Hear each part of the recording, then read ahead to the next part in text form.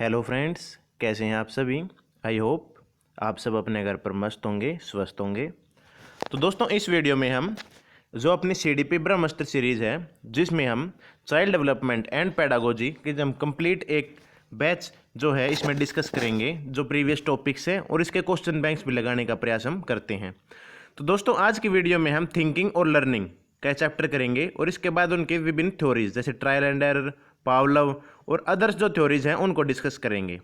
तो आज की वीडियो में दोस्तों हम थिंकिंग और लर्निंग का जो बेसिक कॉन्सेप्ट है उसके बारे में बात करेंगे। दोस्तों, ये वीडियोस आपकी सभी टीचिंग एग्जाम, चाहे CTET, UPTET, STET, REET, KVS, DSSS सभी एग्जाम्स में ये वीडियो आपकी तैयारी में चार चांद लगाने का काम करेंगी। तो दोस्तों, आप वीडियो को लाइक करें और अच्छे अच्छे कमेंट करके बताएं कि वीडियो आपको कैसी लगी। और दोस्तों, चैनल को सब्सक्राइब जरूर करें और हमारी CDP ब्रह्मास्त्र सीरीज से अवश्य जुड़ें। तो फ्रेंड्स, आगे बढ़ते हैं और अपने चैप्टर को शुरुआत करते हैं और इसको समझने का प्रयास आप करेंगे। तो दोस्तों, सबसे पहले बात है थिंकिंग और लर्निंग। जो हमारा चैप्टर है उसके बारे में हम सबसे पहले चिंतन को समझेंगे, थिंकिंग को समझेंगे। Thinking is the base of all the cognitive activities. दोस्तों, जो हमारा चिंतन है वो सभी संज्ञानात्मक गतिविधियों या प्रक्रियाओं का आधार, बेस है। And the process is found only in Mankind. This involves handling and analysis of the informations. दोस्तों, इसमें जो है यह एकमात्र मानव जाति में ही पाया जाता है। इसमें वातावरण से प्राप्त सूचनाओं का एक विश्लेषण सम्मिलित होता है। It gather the type of handling analysis is possible by summarizing, arguing, imagining, solving, problem solving, understanding and them। दोस्तों, ये विभिन्न क्रियाएं करके, तर्क देकर, इमेजिनिंग वाला सोचकर, solving, problem solving, understanding them, decision making activities, इन सभी जो हमारी प्रक्रियाएं हैं, जो भी एक्टिविटीज़ हैं, उनसे हम जो भी रिजल्ट निकालते हैं या फिर रिजल्ट में फंसते हैं, उन्हें हम चिंतन कहते हैं। दोस्तों, बड़ा ही आसान चैप्टर है, नाम से ही पता लग जाता है। चिंतन मतलब किसी भी प्रक्रिया के बारे में सोचना। चिंतन किसी भी प्रकार से हो सकता है, पॉजिटिव भी हो सकता है, नेगेटिव भी हो सकता है, हार्मफुल भी हो सकता है और एडवांटेज के साथ भी हो सकता है। तो दोस्तों, जो हमारा चिंतन है, थिंकिंग है, उसके दो बेसिक प्रिंसिपल्स हैं। तो दोस्तों, इसके बारे में हम डिस्कस करेंगे। इसमें पहला आता है इमेज और वर्ड, जिसे हम प्रतिमा या शब्द बोलते हैं, और दूसरा है कंसेप्ट मतलब संप्रत्यय। दोस्तों, इसके बारे में बातें करेंगे। जो हमारी इमेज है, मानसिक जो हमारी प्रतिमा है, जब हम दिमाग में किसी वस्तु की कल्पना करते हैं तो मानसिक प्रतिमा कहलाता है। उदाहरण, जब बच्चे को बोला जाता है कि बिल्ली बना कर दिखाओ तो बिल्ली की पेंटिंग बना देता है, क्योंकि उसकी पहले से उसकी कल्पना थी। तो दोस्तों, चिंतन के जो है दो बेसिक प्रिंसिपल्स बताए गए हैं।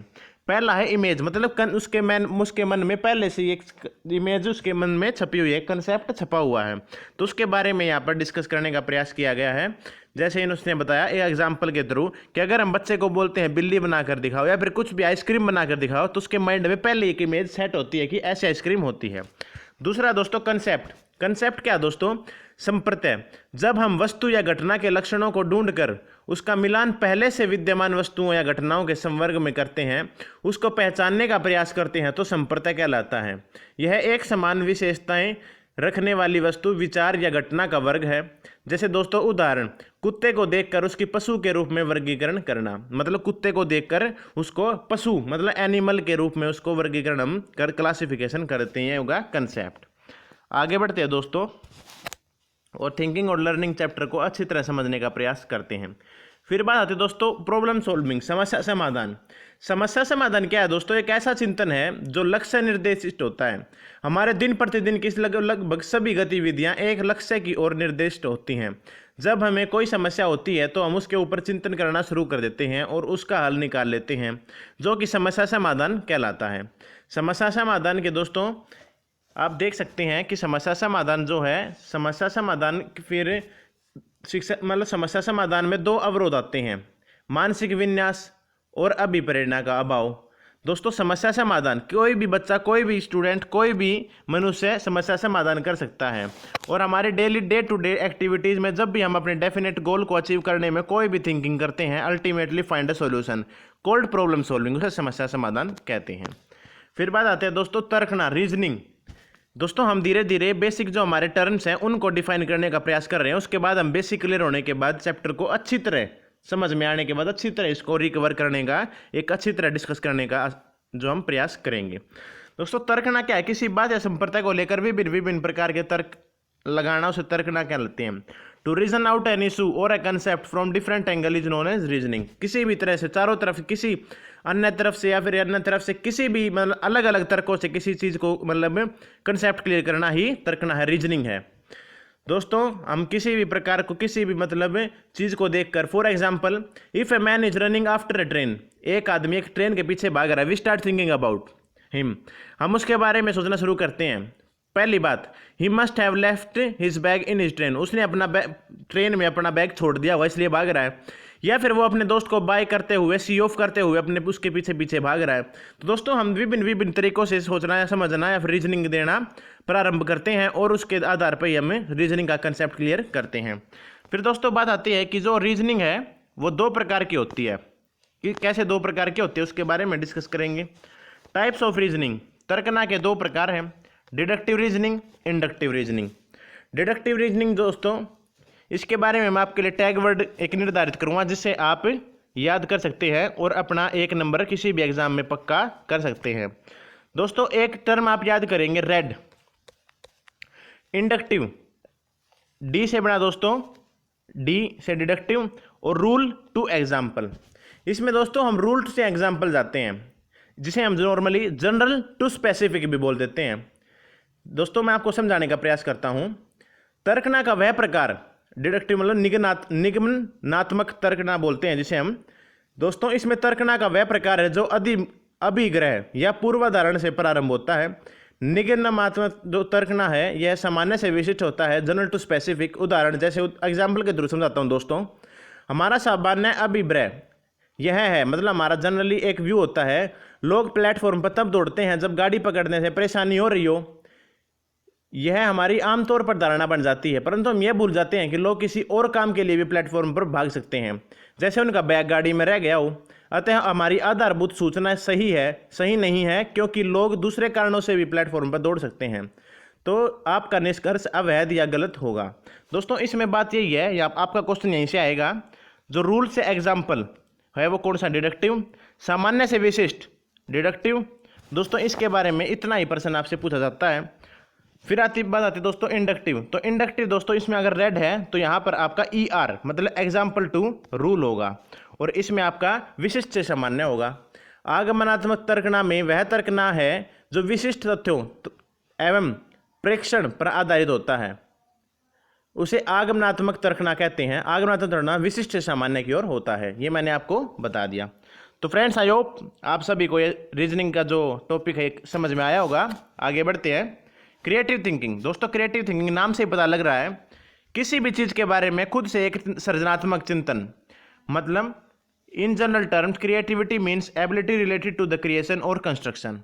दोस्तों क्रिएटिविटी वो है जिसके बारे में आप खुद से चिंतन करना प्रारंभ करते हैं, और मतलब सीधी बातों में अगर समझाया जाए तो सृजन एवं रचना संबंधी योग्यता। दोस्तों सृजनात्मक तथ्य को आप इस प्रकार विभेदित किया जाता है कि उसके मतलब किसी चीज़ के बारे में, किसी भी टॉपिक के बारे में खुद से उसके बारे में कंस्ट्रक्शन करना। Creativity thinking is classified on the fact that it involves new and fundamental ideas. दोस्तों involves new and fundamental ideas और solution for problem solving, music, painting, poetry, forms, we enjoy happiness and all product of creative thinking. दोस्तों creative thinking के अंदर हर चीज़ के हर field के बारे में उसके ज्ञान अध्ययन करना और नई एक थिंकिंग लेकर आना ही हमारा क्रिएटिव थिंकिंग है। आगे बात करते हैं दोस्तों।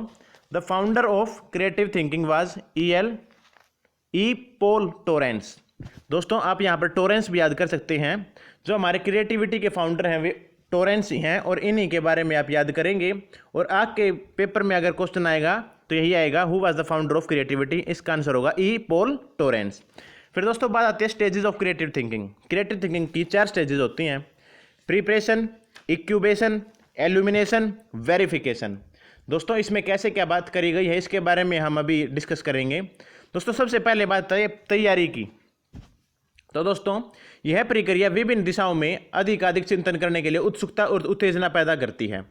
व्यक्ति समस्या या कार्य को अलग अलग परिप्रेक्ष्य या दृष्टिकोण से देखने का प्रयास करता है। इस अवस्था में व्यक्ति को समस्या के पक्ष व विपक्ष में आवश्यक तथ्य एकत्रित करने होते हैं। उदाहरण जैसे दोस्तों एक अध्यापक को पढ़ाने से पहले अपनी पुस्तक, पेन, कॉपी, शिक्षण सामग्री आदि का ज्ञान प्राप्त करना होता है, तैयारी करनी होती है। उसके बाद दोस्तों बात आती है इंक्यूबेशन, उद्भवन।